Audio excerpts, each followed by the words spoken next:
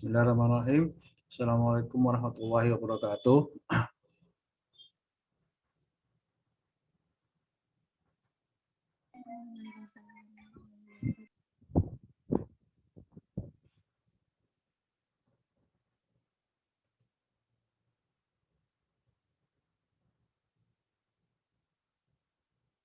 Ya,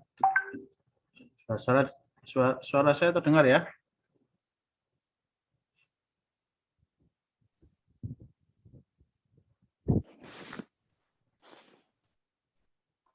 Halo? Iya, kedengaran Pak, ya jelas.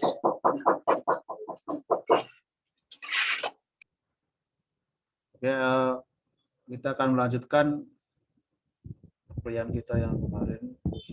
Jadi kemarin sudah kita masuk ke hukum pribadi ya dan hukum keluarga. Nah, sekarang kita akan jelaskan dulu. Kemarin hukum pribadi yang sudah kita bahas itu intinya menjelaskan mengenai siapa sih yang pelaku hukum atau subjek hukum. Ya. Subjek hukum itu siapa? Subjek hukum itu adalah orang. Ya. Orang itu ada dua, ada orang yang asli atau person yang asli namanya manusia. Bahasa Indonesianya itu, bahasa Belanda aslinya itu naturlik person. Ya. Orang asli. Terus ada orang yang dibuat oleh hukum namanya person atau dalam bahasa Indonesia sering disebut sebagai badan hukum. Kemudian dalam sebagai subjek hukum itu aja dia memiliki kewenangan ya, kewenangan untuk berbuat hukum. Sering juga dalam bahasa yang lain itu disebut cakap hukum ya, cakap melakukan perbuatan hukum. Siapa? Sebenarnya ya semua subjek hukum itu pada dasarnya cakap melakukan perbuatan hukum kecuali dia terhalang ya, terhalang. Nah, orang yang atau subjek hukum yang terhalang itu disebut ya tidak cakap. Apa yang menyebabkan tidak cakap itu? Ya, yang pertama adalah orang yang belum dewasa, dan yang kedua adalah orang-orang yang ada di bawah pengampuan. Ya. Jadi orang yang belum dewasa dan orang-orang yang di bawah pengampuan. Diampu ya. Orang yang belum dewasa itu contohnya adalah orang yang masih di bawah umur. Nah, biasanya orang yang di bawah umur tertentu.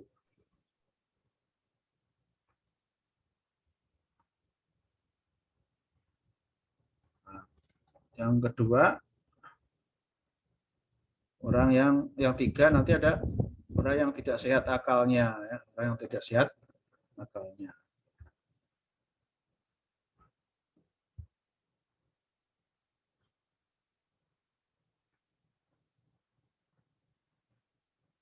Jadi, contoh dari orang yang di bawah pengampuan, orangnya mungkin dewasa ya, orangnya dewasa dari segi umur, tapi dia mengalami gangguan jiwa, ya, gangguan jiwa. Nah, itu disebut orang gila dalam bahasa yang lainnya ya. Kemudian orang yang boros contohnya ya, orang yang boros. Orang itu perilakunya mungkin biasa-biasa aja ya, tidak gila juga tidak. Tapi dia tidak bisa mengendalikan diri dalam hal tertentu ya. Seperti boros tadi itu ya. Maka ketika dia menggunakan uang, nanti contohnya kalau dia ini kepala keluarga, dia kan wajib untuk menafkahi keluarganya.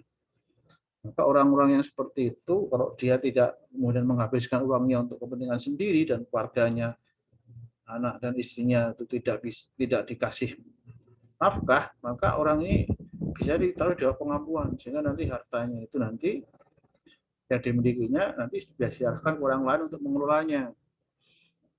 Jadi seperti itu. Jadi orang ini dianggap tidak mampu ya mengelola harta. Nah, ini bisa ditaruh bawah pengampuan. Makanya kalau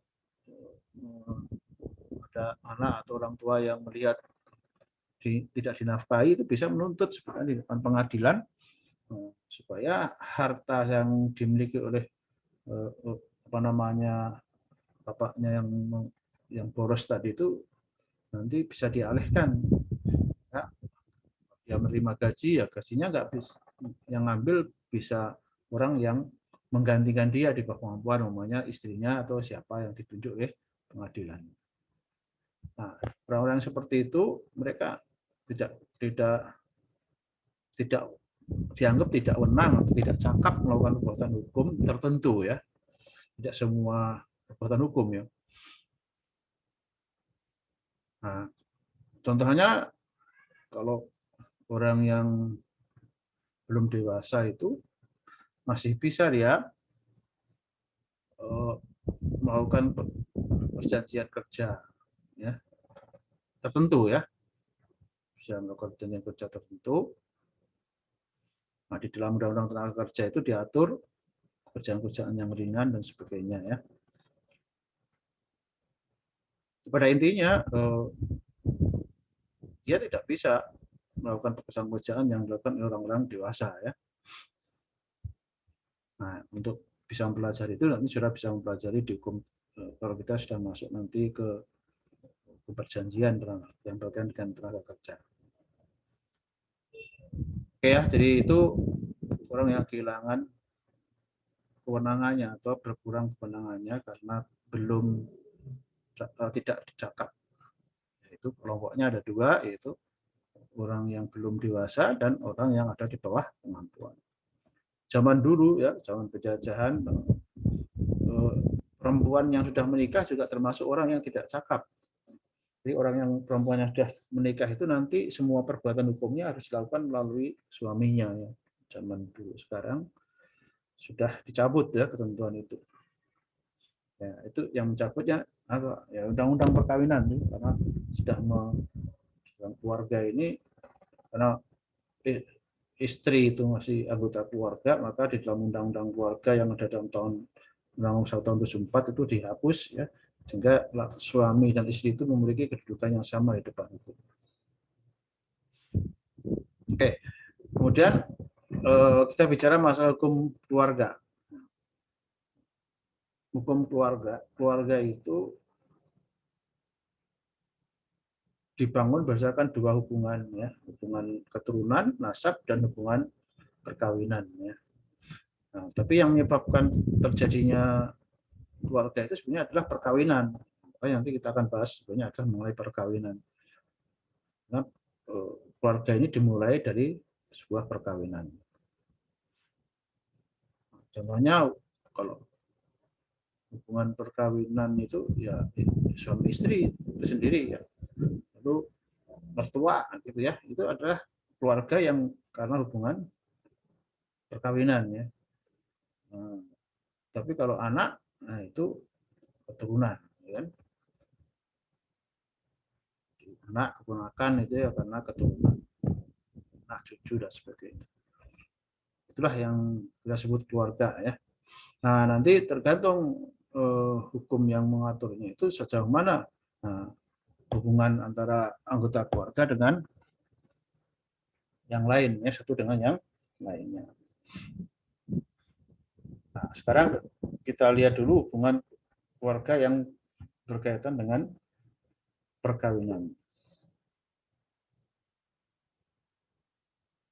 Undang-undang perkawinan ini diatur dalam Undang-Undang Nomor 1 Tahun 74 ya.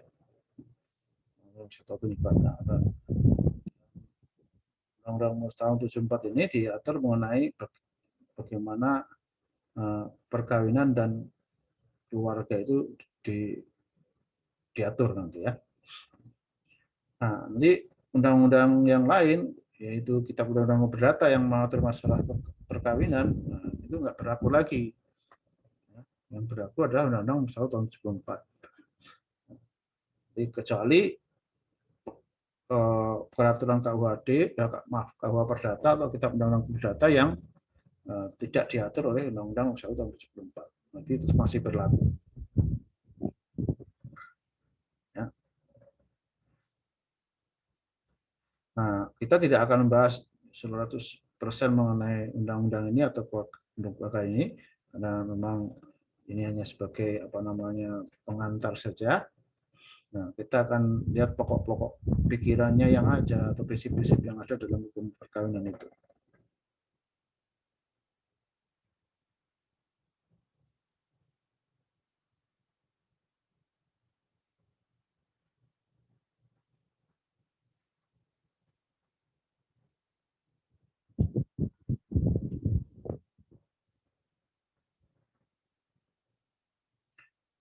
Nah, sekarang kalau kita lihat kedudukan suami dan istri, ya,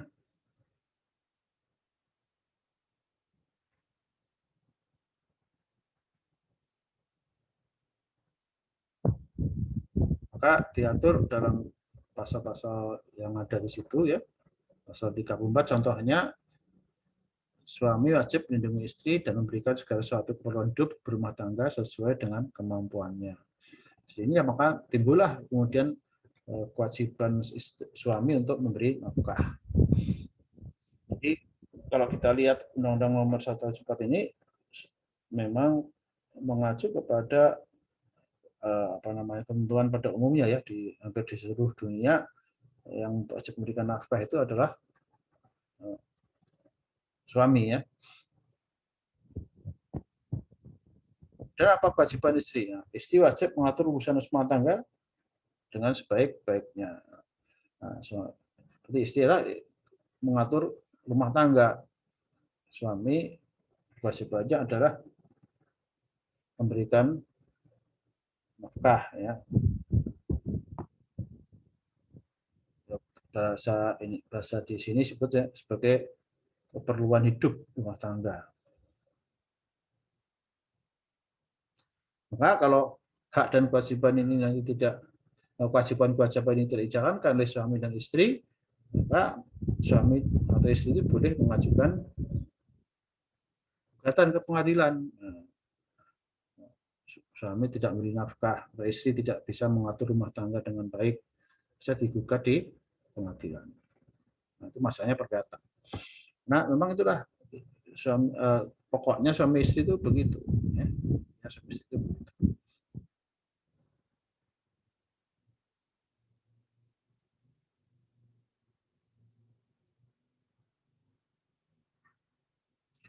Kemudian yang berikutnya, kita lihat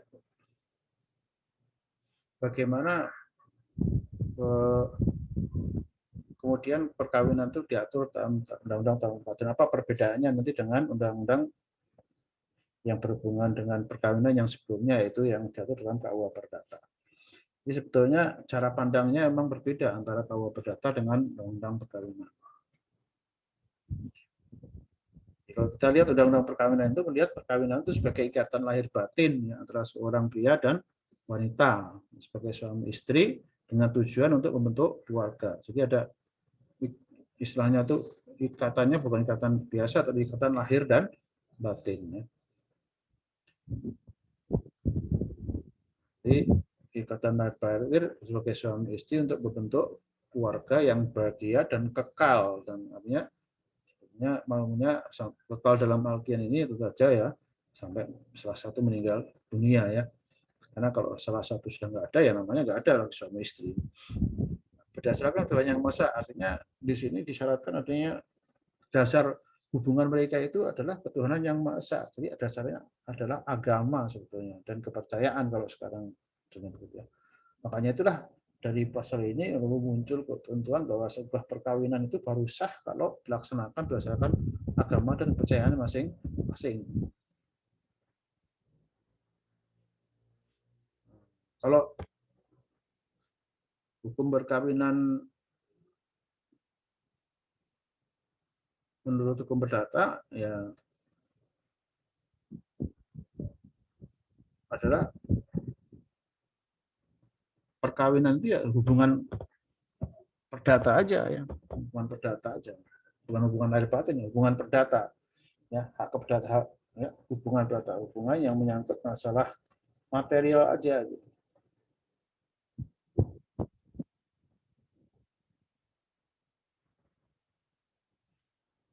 Sehingga nanti tidak ada hubungannya dengan agama, gitu, ya, tidak ada hubungannya dengan agama. Kalau dalam perdata kalau menikah tidak perlu harus dengan cara agama. tapi dengan syarat-syarat yang ada ditentukan oleh Kitab Undang-Undang Hukum Perdata saja. Makanya perkawinan di Indonesia itu caranya melakukannya berbeda-beda nanti ya, antara Islam dengan Kristen umumnya atau dengan Hindu atau Buddha. Nah, itu seperti itu. Nah, sudah, maka nanti kalau perkawinan itu dilakukan antar agama akan susah. Karena masih akan ada tarik-menarik antara suami istri mau ikut agama yang mana perkawinannya itu. Nah, kalau mengikuti agama Islam, ya berarti perkawinan agama itu, antar agama tidak diperbolehkan. Karena kalau ketentuan agama Islam itu, seorang perempuan yang beragama Islam tidak boleh menikah dengan non-Muslim. Tapi kalau yang non-Muslim, yang laki-lakinya Islam, terus perempuannya non-Islam tapi ahli kitab, gitu ya, itu masih diperbolehkan. Gitu. Nah, tapi itu nanti menjadi perselisihan pendapat dalam fikih ya. Tapi di Indonesia kelihatannya masih diperbolehkan.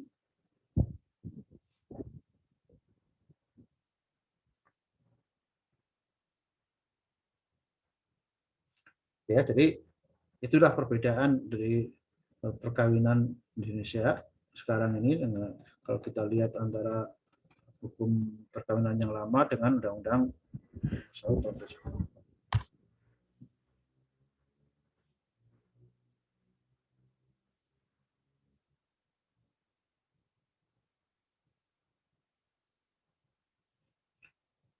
Kemudian yang berikutnya kita lihat bagaimana prinsip-prinsip perkawinan yang ada dalam Undang-Undang tahun 94 itu.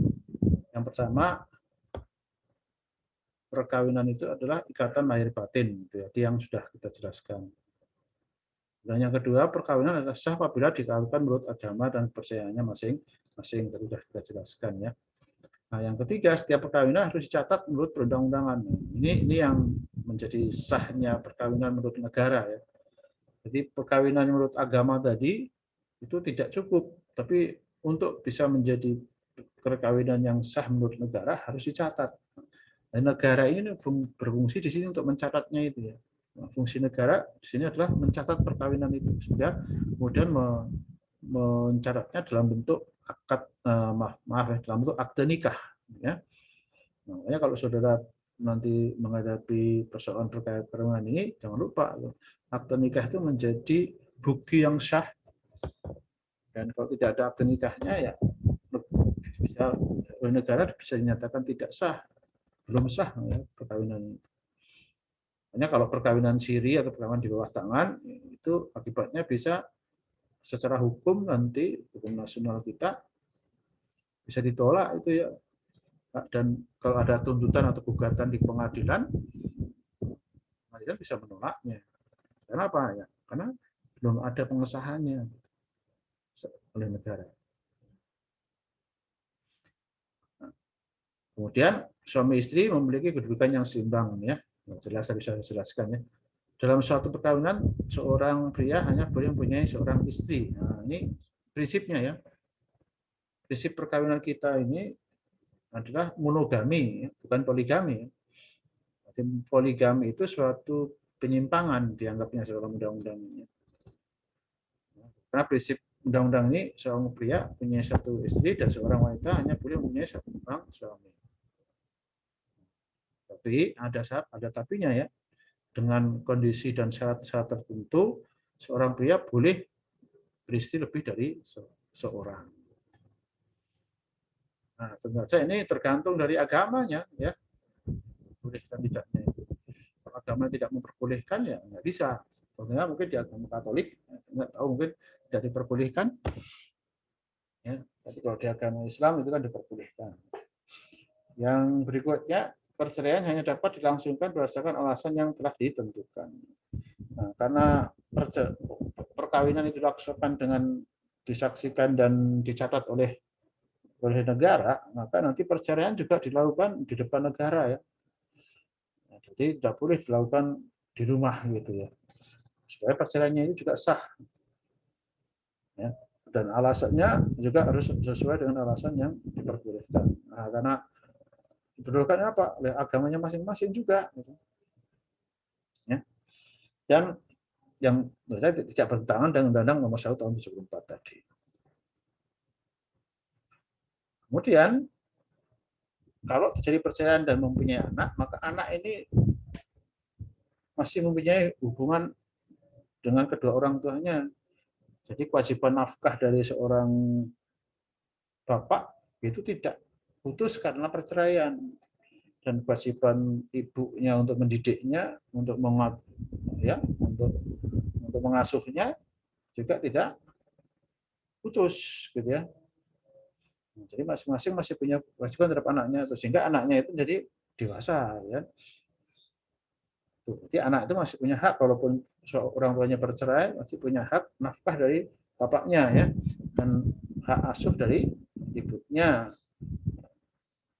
Ya, kalau masih kecil itu biasanya hak asuh itu diserahkan kepada ibunya kalau ibunya tidak mengalami masalah. Ya.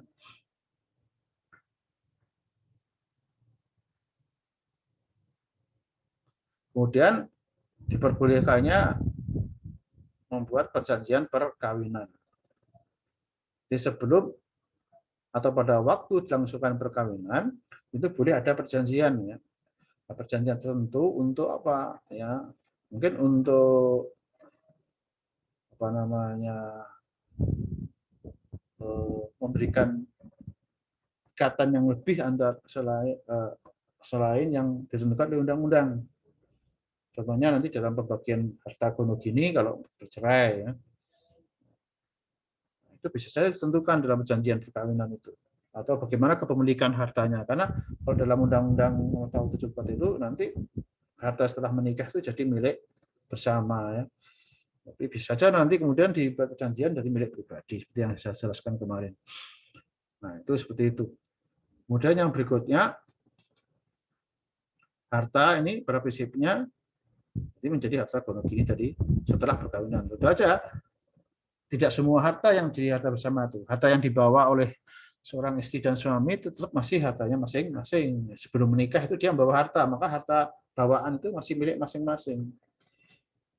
Yang menjadi harta bersama itu adalah harta yang diperoleh setelah perkawinan. Baik suami atau istrinya itu bekerja atau tidak.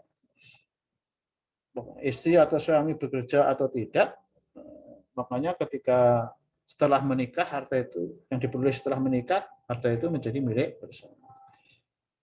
Kecuali harta yang dibawa tadi, dan yang kedua harta yang diperoleh melalui hibah dan warisan, ya.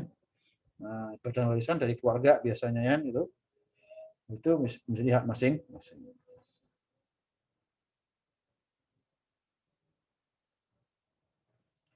Kemudian di Indonesia juga diperbolehkan pernikahan campuran, ya, perkawinan antara warga negara Indonesia dengan warga negara asing, ya. Namanya perkawinan campuran itu bukan perkawinan antar agama, bukannya, tapi perkawinan antar warga negara Indonesia dengan warga negara asing. Nah, nanti boleh menikah di mana, di negaranya di Indonesia atau di negara yang lainnya, ya.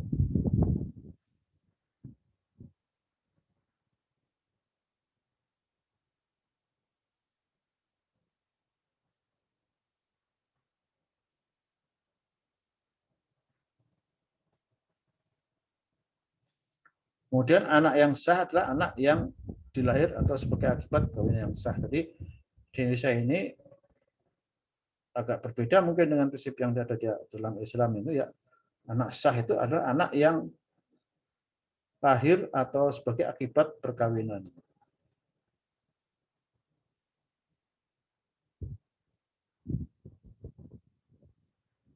Jadi setelah menikah kemudian muncul anak. Walaupun anak itu mungkin dilakukan sebelum menikah hubungannya, tapi kemudian nanti dia menikah dan lahirnya setelah menikah, ya berarti itu anak yang sah, ya, dari perkawinan itu. Nah, kecuali nanti ada persoalan-persoalan tertentu, ya, dalam perkawinan itu, kemudian membuat namanya suaminya tidak mengakui anaknya itu karena mungkin perbuatan zina. Itu harus dibuktikan ya, tapi berhabisnya begitu. Anak yang sah itu adalah anak yang dilahirkan atau sebagai akibat kawin yang sah.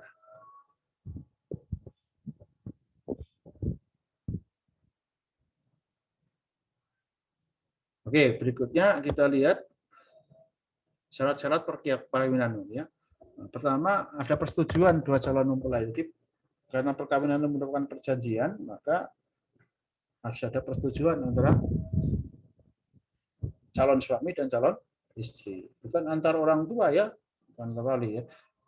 Kalau wali itu nanti hubungannya dengan agama ya, wali. Tapi di dalam undang-undang ini, kalau ada perkawinan paksa tidak diperbolehkan. Kalau dalam agama Islam itu nanti seringkali mungkin ada istilahnya itu memaksa, ya tidak ya, tetap harus ada persetujuannya antara kedua belah pihak. Kemudian yang kedua, untuk pihak yang belum berusia 20 tahun harus ada izin dari kedua orang tuanya.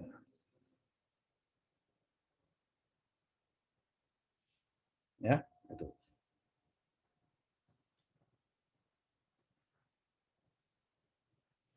Nah, itu agamanya apapun nantian ya. Kalau di bawah usia 21 tahun harus ada izin orang tuanya.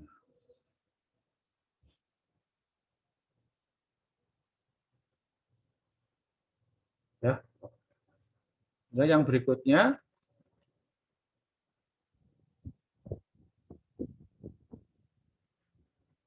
kalau orang tuanya sudah nggak ada, bagaimana ya? Nanti keluarga yang terdekat, ya,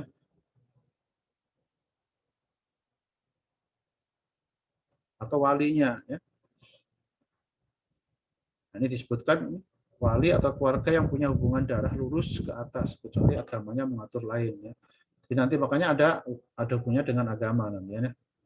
Kalau agamanya mengatur lain, ya itu sesuai dengan hubungan agama. Tapi kalau orang tuanya masih ada, itu wajib ya. Agamanya apapun tetap harus minta izin pada orang tuanya sebelum 21 tahun. Tapi setelah 21 tahun, nah, mungkin ada agama tertentu yang boleh menikah tanpa wali, nah, itu ya nggak masalah. Ya. Persetujuan orang tuanya. Kemudian yang berikutnya, kedua belah pihak telah mencapai umur, yaitu pria 19 tahun dan perempuan 16 tahun. Nah, ini untuk Undang-Undang 174 perkawinan itu baru boleh berlangsung umur 19 tahun dan umur 16 tahun. Yang perempuan 16 tahun, yang laki-laki 19 tahun. Perkawinan di usia yang di bawah ini saja masih diperbolehkan dengan izin pengadilan nanti kalau ada kondisi-kondisi tertentu ya. Jadi ada dispensasi lah. Kemudian yang berikutnya, tidak ada larangan dalam undang-undang bagi kedua belah pihak untuk menikah. Nah, larangan undang-undang yang dimaksud di sini ya adalah larangan undang-undang yang ada dalam Undang-Undang 174 ini, dan termasuk di dalamnya nanti karena ini didasarkan dengan agama, perkawinan itu ya yang dilarang agama otomatis juga dilarang oleh undang-undang ini.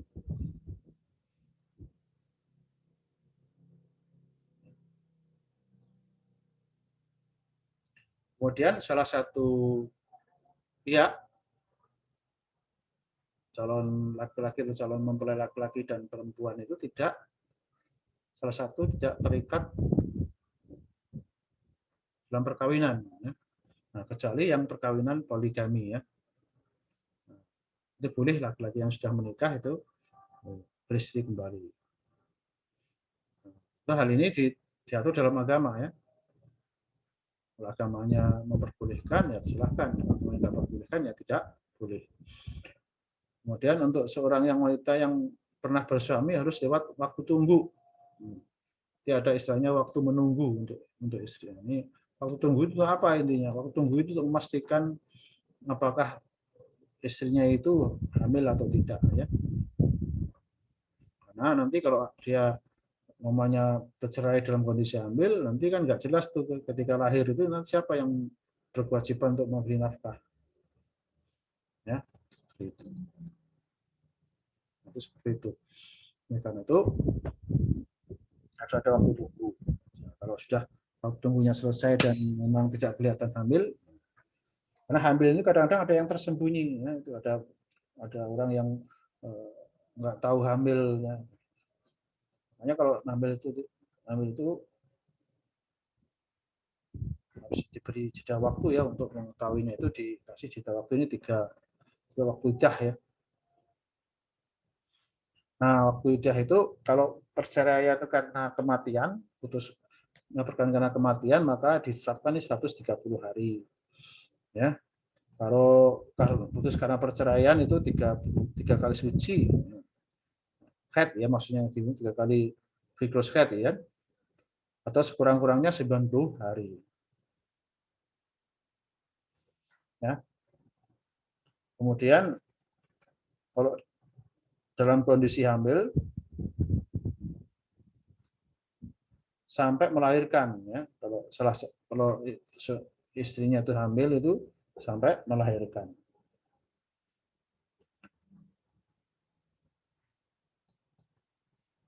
Kalau antara suami istri belum pernah terjadi hubungan seksual, hubungan badan, maka tidak ada waktu tunggunya ya. Itu seperti diatur yang seperti itu, karena memang ya tujuan untuk perkawinan ini waktu tunggu adalah untuk melihat apakah hamil atau tidak. Kalau nggak pernah terjadi hubungan seks kan berarti tidak ada akan kehamilan. Nah, seperti itu.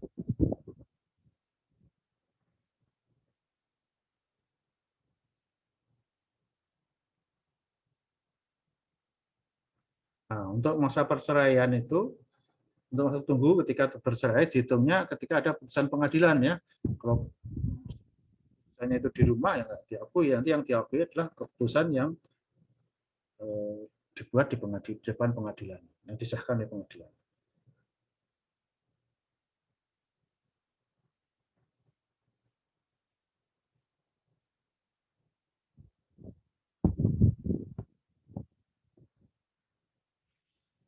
Nah, ini tadi yang saya sebutkan adalah kelarangan perkawinan ya.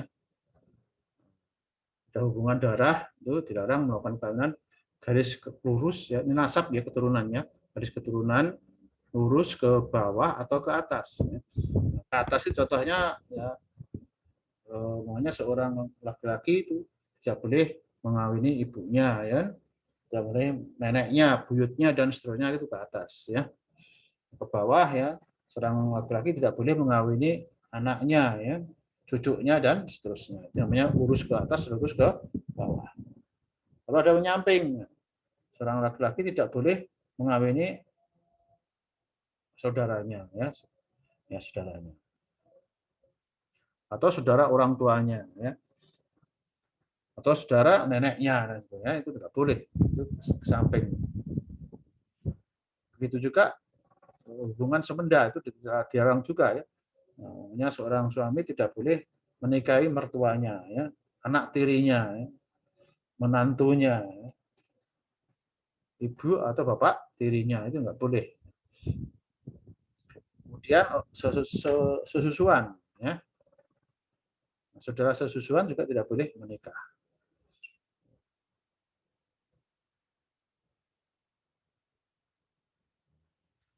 Jadi dengan ibunya yang menyusui, dengan saudara yang sesusuan, paman dan bibi sesusuan juga nggak boleh. Hubungan saudara istri dalam hal kalau istrinya punya saudara perempuan itu juga nggak boleh. Ya. Itu hubungan berhubungan yang berhubungan persaudaraan dengan istri itu juga dilarang. Seperti saudara kandung istri itu tidak boleh dinikahi dalam hal dipoligami, maksudnya menikah bersama itu nggak boleh. Tapi kalau istrinya sudah meninggal dunia atau sudah dicerai kemudian kawin dengan saudaranya itu diperbolehkan.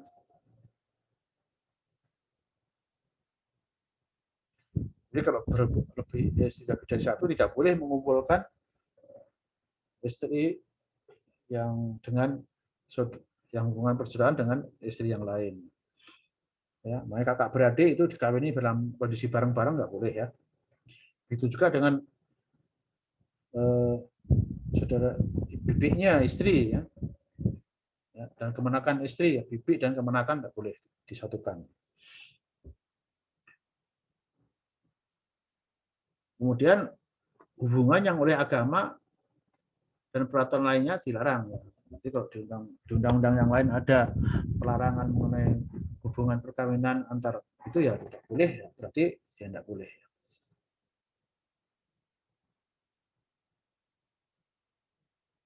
Kemudian yang ketujuh,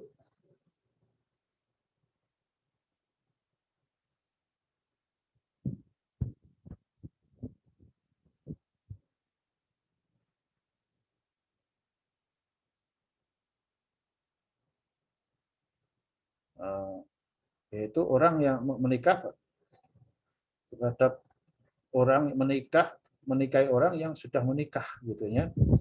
Nah, pada waktu pernikahan itu masih menikah. Nah, itu tidak boleh.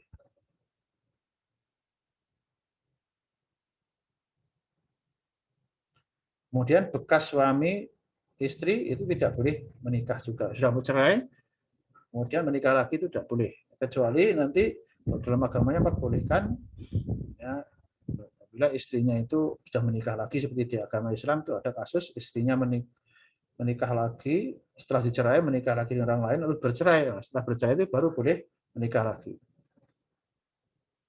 Itu sesuai dengan hukum agamanya ya. Jadi itulah kira-kira berbagai macam larangan yang ada dalam